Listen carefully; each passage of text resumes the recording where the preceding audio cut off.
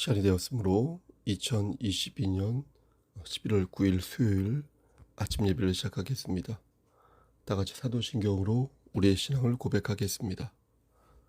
전능하사 천지를 만드신 하나님 아버지를 내가 믿사오며 그 외아들 우리 주 예수 그리스도를 믿사오니 이는 성령으로 잉태하사 동정녀 마리아에게 나시고 본디오 빌라도에게 고난을 받으사 십자가에 못 박혀 죽으시고 장사한 지 사흘 만에 죽은 자 가운데에서 다시 살아나시며 하늘에 오르사 전능하신 하나님 우편에 앉아 계시다가 저리로서 산 자와 죽은 자를 심판하러 오시니이다.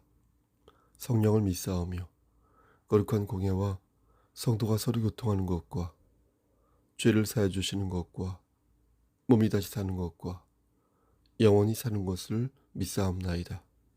아멘. 거룩하시고 자비로우신 하나님 아버지, 하나님의 크신 사랑을 진심으로 감사드립니다. 오늘도 우리에게 새로운 하루를 주셨습니다. 그리하여 예배로 하루를 열 수 있도록 도와주시는 애 감사합니다.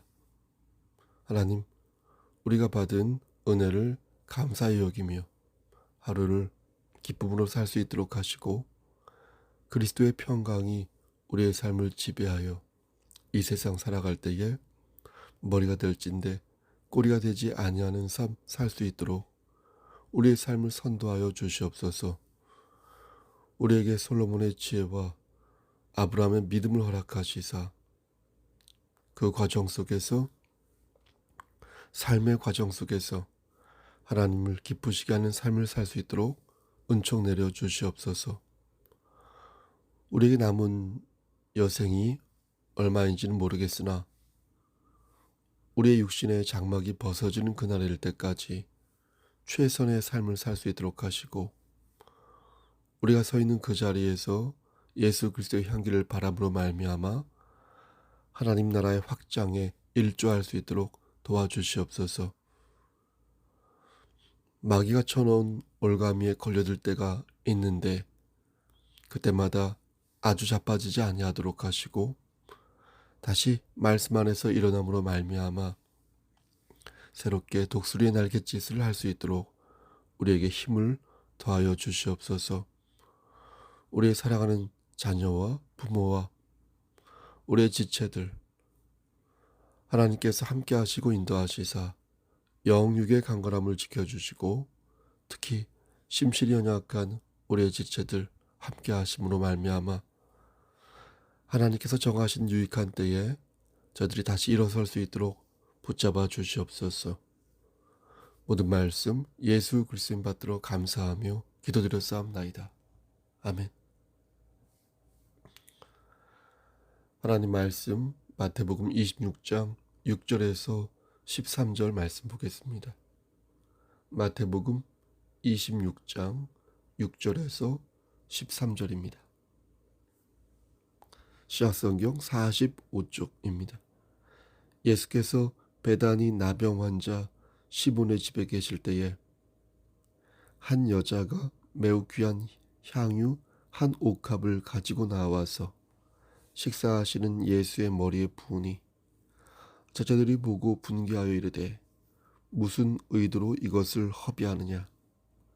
이것을 비싼 값에 팔아 가난한 자들에게 줄 수 있었겠도다 하거늘 예수께서 아시고 그들에게 이르시되 너희가 어찌하여 이 여자를 괴롭게 하느냐. 그가 내게 좋은 일을 하였느니라. 가난한 자들은 항상 너희와 함께 있거니와 나는 항상 함께 있지 아니하리라. 이 여자가 내 몸에 이 향유를 부은 것은 내 장례를 위하여 함이니라. 내가 진실로 너희에게 이르노니 온 천하에 어디서든지 이 복음이 전파되는 곳에서는 이 여자가 행한 일도 말하여 그를 기억하리라 하시니라. 아멘. 하나님 이 말씀을 들어 사용하여 주시옵소서. 예수님의 이름으로 기도하였습니다. 아멘. 일할 때 순서가 있으면 능률이 아무래도 올라갑니다. 순서가 뒤죽박죽되면 일을 하는 중에도 마음이 불안하여 제대로 일을 할 수가 없습니다. 그래서 먼저 해야 할 것과 나중에 해야 할 것을 나누어서 규모 있게 일을 진행하면 좋습니다. 근데 가끔 돌발적인 일이 발생합니다. 그중 가장 큰 돌발적인 사건은 아마도 죽음일 것입니다. 죽음은 확 쏠림을 갖게 합니다. 일의 우선순위가 달라집니다. 결혼식장을 갈지 장례식장을 갈지 결정해야 한다면 똑같이 가까운 경우 장례식장을 가는 것이 상례입니다. 왜냐하면 기쁨보다는 슬픔을 나누는 것이 더 의미 있고 그에게 힘이 되기 때문입니다. 오늘 본문을 보면 예수님도 그와 같은 논리를 가지고 계셨던 것 같습니다. 평상시에는 그렇게 하는 것이 적합하지 않지만 당신의 죽음을 앞둔 상태에서 벌어진 일은 정상을 참작할 수 있다고 생각하신 것 같습니다. 그러니까 평상시에는 일상을 살면 되지만 생명과 직결된 응급 상황에서는 순서를 바꾸어 특별한 것을 도모할 수가 있다는 것입니다. 한 여인이 예수님을 찾아와 예수님의 머리에 향유를 부었습니다. 오늘 본문에는 자세히 나와 있지 않지만 마가복음 14장과 요한복음 12장을 보면 본문과 다르게 조금 더 자세하게 내용이 나와 있습니다. 여인의 이름은 마리아였습니다. 그녀는 나사로의 누이이자 마르다의 여동생이었습니다. 우린 이 세 명을 성경에서 자주 봅니다. 아마도 제자들 외에 인물 중에 이 세 명만큼 예수님의 사랑을 듬뿍 받은 이도 없을 것입니다.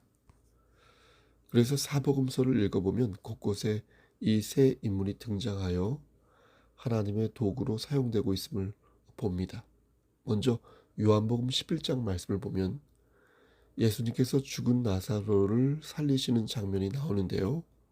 이때 마르다는 통곡하며 이렇게 말합니다. 주님께서 여기 계셨다면 내 오라버니가 죽지 아니하였을 것입니다. 예수님께서는 죽은 지 나흘이나 되는 나사로를 주님께 찾아오셨고 이미 부패가 진행되고 있는 나사로를 향하여 큰 소리로 외치십니다. 요한복음 11장 43절 말씀에 나사로야 나오라 라고 부르시니 죽은 나사로가 어떻게 됐습니까? 팔과 다리를 배로 동인 채 밖으로 나오는데 그 얼굴을 보니 수건이 그대로 쌓여있는 상태였습니다. 누가복음 10장에도 이들이 등장합니다. 마리아가 예수님의 말씀이 꿀송이처럼 달아서 주의 발치에 앉아 말씀 듣기를 사모하였는데 언니 마르다는 그러고 싶어도 할 일이 많아서 주님의 말씀을 듣지를 못하였습니다. 이에 마르다가 너무나 서운하여 예수님에게 하소연을 늘어놓는데요. 누가복음 10장 40절 말씀을 보면 주여 내 동생이 나 혼자 일하게 두는 것을 생각하지 아니하시나이까 그를 명하사 나를 도와주라 하소서라고 말합니다. 그러니까 이 말은 동생 마리아가 행동하는 게 너무도 얄밉다는 것입니다. 그러니 주님께서 마리아를 따끔하게 야단치셔서 나의 일을 도울 수 있게 말씀해 달라는 것입니다. 생각해보면 마르다 입장에서는 응당 그렇게 말할 수 있다고 생각합니다. 하지만 주님은 마르다를 향하여 부드럽게 타이르듯 말씀하시기를 네가 너무 많은 일로 염려하고 있으니 조금만 마음을 편안하게 하여 지금 무엇이 더 급하고 무엇이 더 좋은지를 판단하라고 말씀하십니다. 마르다에게 네가 참 멍청하고 어리석구나 라고 말씀하신 게 아니라 너의 지금 입장을 충분히 이해하고 있지만 지금 무엇이 더 중요한지 잘 생각해 보라고 타이르신 것입니다. 저는 지금도 주님께서 우리를 이런 식으로 타이르고 있다고 생각합니다. 여러분들은 그렇게 생각하지 않으십니까? 상당 부분 우리를 타이르시면서 윽박지르고 야단을 칠 만한 일도 그렇게 하지 않으십니다. 우리는 하나님의 인내와 끈기를 지금 시험하고 있는 것입니다. 다시 돌아가서 이렇게 세 인물은 성경 곳곳에 등장합니다. 오늘 본문도 그 중에 하나가 되겠습니다. 근데 여기서 의문이 생깁니다. 왜 요한복음 12장에는 여자의 이름이 마리아라고 나와 있는데 왜 오늘 본문인 마태복음에는 그냥 여자라고만 기록된 것일까요? 여러분, 이 부분이 조금 이상하지 않습니까? 성경에는 예수님의 말씀을 기록한 복음서가 총 4개가 있는데 여러분도 아시다시피 마태, 마가, 누가, 요한복음이 그것입니다. 그런데 그 복음서가 기록된 순서가 조금 차이가 있습니다. 오늘 우리가 읽은 마태복음이요, 가장 빨리 집필되었는데 그때가 예수님이 탄생하신 후 50년에서 70년 사이입니다. 예수님이 탄생하신 후. 마가복음도 이와 비슷한 때 집필되었고요. 누가복음도 기원 후 61년에서 63년이라고 하니까 거의 비슷하지요. 근데 요한복음은 다릅니다. 요한복음은 기원 후 90년에서 100년 사이에 기록되었다고 합니다. 그러니까 길게는 다른 복음서보다 30년 정도, 약 30년 정도 늦게 집필된 것입니다. 여러분 생각해 보십시오. 이때는 마리아나 마르다 그리고 나사로가 모두 죽었겠죠. 그러니까 시간이 한참 지난 상태이기에 이때는 성경 기록자가 실명을 기재해도 문제가 없었다는 것입니다. 하지만 마태복음을 기록하던 당시는 유대인들이 기독교인들을 핍박하던 때였기에 마태는 혹시 마리아의 이름을 적어 놓음으로써 그녀가 해코지를 당할 수 있다는 생각을 한 것입니다. 그래서 마태는 그녀의 이름을 기록물에 적지 않았던 것입니다. 마리아가 예수님의 발에 향유를 부었던 때가 언제였냐면 예수님이 십자가에 달리시기 전 대충 5일에서 6일 전이었습니다. 그러니까 이때는 폭풍전야처럼 매우 긴장된 상태였고요. 이제 곧 죽게 될 예수님에게 무려 300데나리온이나 되는 향유를 깨뜨려 부었으니 자칫 그녀는 유대인들에게 큰 화를 당할 수 있는 상황이었습니다. 이러한 상황을 고려하면 왜 여자의 이름이 기재가 안 되었는지 이해가 되는 것입니다. 그런데 또 한 가지 의문이 듭니다. 이번엔 형식과 관계된 부분입니다. 오늘 우리가 읽은 이 사건은 예수님께서 십자가에 달리시기 약 5일에서 6일 전에 있었던 일이라고 앞에서 말씀드렸습니다. 그런데 26장 2절 말씀을 보면 특이하게도 이틀 전의 사건을 말씀해주고 있는 것입니다. 2절 말씀에 너희가 아는 바와 같이 이틀이 지나면 6월절이라 인자가 십자가에 못 박히기 위하여 팔리리라 하시더라. 이렇게 말씀하시거든요. 이틀 전에 무슨 일이 있었냐면 대제사장들과 장로들이 모여서 예수를 잡아 죽일 공모를 하였습니다. 그러니까 예수를 죽일 공모를 6월절 이틀 전에 했다는 것입니다. 이렇게 무시무시한 사건이 오늘 말씀 앞에 있는 것입니다.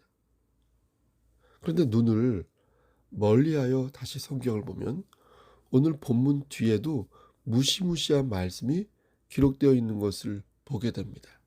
바로 14절부터 16절 말씀입니다. 자, 한번 읽어보겠습니다. 14절 그때 12 중에 하나인 가룟 유다라 하는 자가 대제사장들에게 가서 말하되 내가 예수를 너희에게 넘겨주리니 얼마나 주려느냐 하니 그들이 은 30을 달아주거늘 그가 그때부터 예수를 넘겨줄 기회를 찾더라. 그렇죠? 이것은 가룟 유다가 대제사장들에게 예수님을 은 30에 파는 장면입니다. 여러분 기이하지 않습니까? 전에도 한번 말씀드렸지만 이 말씀을 멀리서 이렇게 읽어보면 마치 오늘 본문이 샌드위치 있죠? 먹는 샌드위치처럼 보이는 것입니다. 그러니까 앞뒤로 무시무시한 말씀이 2개가 이렇게 있는 것이고 그 속에 오늘의 달콤한 말씀이 쏙 하고 들어있는 그런 모양새인 것입니다. 다시 말씀드려서 1절부터 5절까지는 예수를 죽이고자 공모를 하는 내용이고 14절부터 16절은 가룟 유다가 예수님을 실제 파는 장면인데, 그런데 마태복음을 기록한 마태는 그 중간에 앞뒤와 전혀 분위기가 다른 마리아의 내용을 쏙 하고 집어넣었다는 것입니다. 이는 마태가 이 말씀을 통해 우리에게 분명한 메시지를 심어주고자 하는 어떤 의도가 있었음을 알 수 있는 것입니다. 다시 말해서 앞뒤에 예수를 파는 못된 사람들의 그 모양을 기록하고 그 중간에 예수님을 섬기는 한 여자의 모습을 집어넣음으로써 우리가 어떻게 예수 그리스도를 섬겨야 할지 강조하고 있는 것입니다. 두말하면 잔소리지만 이것은 하나님께서 마태에게 불어넣은 성령의 영감이었고, 하나님께서 그의 손을 빌려 신의 뜻을 전하고자 하는 분명한 목적이 있었습니다. 예수님의 머리에 향유를 부은 사건은 십자가에 달리시기 5일 전에 있었던 일이므로 시간상으로 볼 때에는 26장 1절부터 나오는 것이 맞습니다. 하지만 마태는 예수를 팔아먹은 자들을 앞뒤로 배치함으로써 예수님을 신실하게 섬긴 한 여인을 도드라지게 하였고, 이로써 왜 이 말씀이 기록되었는지 그 이유를 우리에게 분명히 전달하고 있는 것입니다. 여러분, 그렇다면 하나님께서 마태를 통해 전하고자 했던 그것이 무엇이겠습니까? 하나님께서는 왜 이 말씀을 2022년을 사는 우리에게 남기신 것일까요? 여자의 행동은 분명 적절한 행동이 아니었습니다. 그렇죠? 하지만 그럼에도 그녀가 칭찬을 들은 이유는 그녀의 행동이 결과적으로 예수님의 죽음을 준비하는 의식이 되었기 때문입니다. 누구는 예수를 죽이려 공모하였고 누구는 예수를 은 30에 팔려고 하였지만 여자는 예수님의 죽음을 슬퍼하며 눈물로써 그분의 죽음을 정성으로 예비하였다는 것입니다. 우리는 오늘 본문을 통하여 두 가지를 알 수 있습니다. 그것은 2022년 전이 하나님의 계시를 전하고자 말씀을 기록한 마태의 의도이기도 합니다. 첫째, 왜 제자들은 여인의 행동을 보고 화를 내었던 것일까? 왜 제자들은 여자를 향해 네가 무슨 의도로 이것을 허비하는 것이냐 라고 말한 것일까? 그렇게까지 화를 낼 이유가 있었을까? 예수를 팔 거면서 예수를 3번이나 부인하며 모른다고 말할 거면서 모두 무서워서 도망칠 거면서 왜 그들은 여자의 정성 어린 행위를 보고 화를 낸 것일까? 자신에게 피해가 없으면 화를 내지 않습니다. 그렇죠? 나에게 피해가 온다고 생각했으니 화를 내는 것입니다. 그 사람을 조롱할 수는 있습니다. 그 사람을 비웃을 수도 있습니다. 하지만 화를 내지는 않거든요. 하지만 자신에게 피해가 있으면 화를 냅니다. 제자들은 자꾸만 죽음을 알리려 하는 예수님의 모습을 보면서 점점 예수님이 싫어지기 시작했습니다. 자신들이 꿈꾸던 새로운 정부와 점점 거리가 멀어지는 것을 보면서 실망하였고요. 자신들이 꿈꾸던 부귀영화와 점점 멀어지는 느낌을 받으면서 원망스러운 마음이 들었습니다. 바로 그때 여인이 등장한 것입니다. 이제 그만 예수를 포기할까? 내 방식대로 돈을 모으고 내 방식대로 유흥하고 내 방식대로 살아볼까 생각하던 차에 그때 오늘 사건이 일어난 것입니다.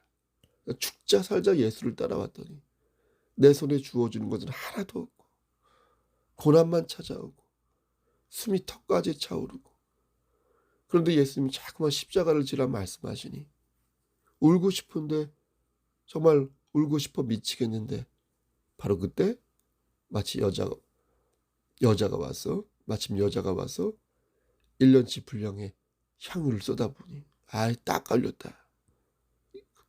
그런 마음이 들어서 분통을 터뜨린 것입니다. 울고 싶은데 따귀를 댄 그런 꼴이 된 것입니다. 그리고 하나 더, 우리는 오늘 본문을 통하여 또 하나의 교훈을 찾을 수 있습니다. 주님께서는 말씀하시길 10절 말씀에 너희가 어찌하여 이 여자를 괴롭게 하느냐 라고 하시며 제자들에게 여자를 괴롭히지 말라고 말씀하십니다. 그러면서 괴롭히지 말아야 할 이유를 말씀하셨는데 그 이유는 여자가 좋은 일을 내게 행하였기 때문이다. 이렇게 말씀하셨습니다. 지금 좋은 일을 하고 있으니 너희는 여자를 괴롭히지 말라는 것입니다. 가난한 자에게 돈을 쓰지 않고 돈을 낭비한 것 같은데 왜 주님께서는 여자가 한 일을 좋은 것이라고 말씀하신 걸까요? 가난한 자는 마음만 먹으면 언제든지 도울 수 있다는 것입니다. 하지만 당신은 그렇지 않다는 것입니다. 지금은 특별한 상황이니까 당신에게 집중하라는 것입니다. 당신만을 바라보라는 것입니다. 아무리 바빠도 임종을 앞둔 부모님을 두고 일을 하러 가는 자식이 있겠습니까? 없을 것이니 이제 당신이 죽을 날이 얼마 안 남았으므로 좀 더 헌신하고 집중하라는 것입니다. 사랑하는 성도 여러분, 여인은 예수님의 장사를 준비하였습니다. 예수님이 죽을 것이라는 말씀을 듣고 어떻게 하면 자신의 마음을 드러낼 것인가 고민하였고 주님을 향한 사랑을 이렇게 표현한 것입니다. 마음을 표현하는 방법은 향유만 있는 것이 아닙니다. 물질만 있는 것이 아닙니다. 우리는 다양한 방법으로 주님의 주님 되심을 높일 수 있습니다. 주님은 오늘 본문을 들어 우리에게 질문하십니다. 너희 송석교회는 어떠한가? 송석교회 성도는 주님을 주님으로 섬기고 있는가? 각자에게 주어진 사명을 지금 올바르게 수행하고 있는가? 지금은 예수님이 돌아가시기 직전이 아닙니다. 그렇다면 우리에게는 삶의 우선순위가 없는 것일까요? 그렇지 않다는 것을 우리는 너무나 잘 압니다. 우리가 사는 이 시간이 늘 마지막일 수 있다는 생각을 가질 때 우리는 더욱 주님의 시간을 사모해야 할 것임을 믿습니다. 주님은 우리에게 말씀하셨습니다. 너희는 먼저 그의 나라와 그의 의를 구하라. 그리하면 이 모든 것을 너희에게 더하시리라. 그리고 맡은 자에게 구할 것은 충성이니라. 여러분, 하나님께 조금만 더 집중하십시오. 최소한 주일만큼은, 그리고 수요 예배만큼은, 그리고 매일 아침 예배만큼은 하나님께 집중하십시오. 하나님의 말씀에 순종하고 여러분에게 맡겨진 일에 성의를 다할 때, 정성을 다할 때 여러분은 지금부터 2000년 전에, 약 2000년 전에 있었던 마지막을 사는 마리아의 헌신을 이 순간에도 표현할 수 있게 될 것입니다. 마리아의 순종과 헌신을 꼭 기억하시기를 주님의 이름 받들어 간절히 축원합니다. 아멘. 이제는 우리를 죄에서 구속하여 주신 우리 구주 예수 그리스도의 은혜와 아버지 하나님의 만극하신 그 사랑하심과 성령 하나님의 교통하시고 인도하시는 모든 역사하심이 하나님 말씀 안에서 오늘도 순종과 헌신을 다하기를 소원하는 여기 모인 성도와 그들의 가정과 이 제단과 이 나라 위에 하나님의 사랑하심이 세세토록 함께 계실지어다. 아멘. 예배를 마쳤습니다. 오늘은 말씀드린 것처럼 수요일입니다. 저녁에 7시 반에 수요 예배가 있습니다. 대면 예배를 드릴 수 있는 분들은 나오셔서 함께 기도하고 예배를 드렸으면 좋겠습니다. 무슨 일 있으면 연락을 주시고요. 날씨가 조금 더 추워진 것 같습니다. 쌀쌀해진 것 같습니다. 여러분 환절기 건강 유의하시고요. 또 코로나19도 조심하시길 바랍니다. 연락 주십시오. 무슨 일 있으면. 오늘도 힘찬 하루 되십시오. 샬롬.